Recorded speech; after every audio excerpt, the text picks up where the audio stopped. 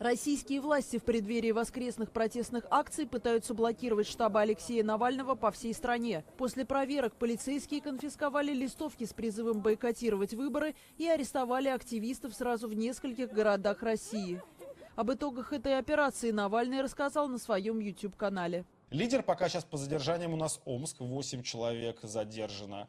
В Пензе 3 человека. Самые такие агрессивные администрации — это Псков и Санкт-Петербург. Там постоянно по несколько раз приходят в наши штабы.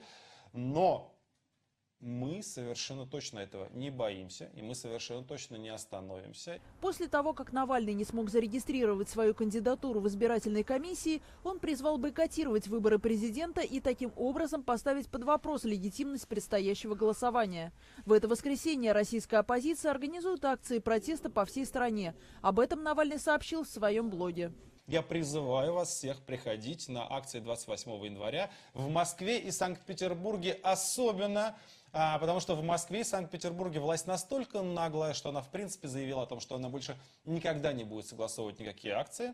Согласно российскому законодательству, время и место проведения общественных митингов должны быть согласованы заранее с властями. В четверг Министерство внутренних дел России предупредило, что любые нарушения закона на запланированных предвыборных оппозиционных протестах будут строго пресекаться.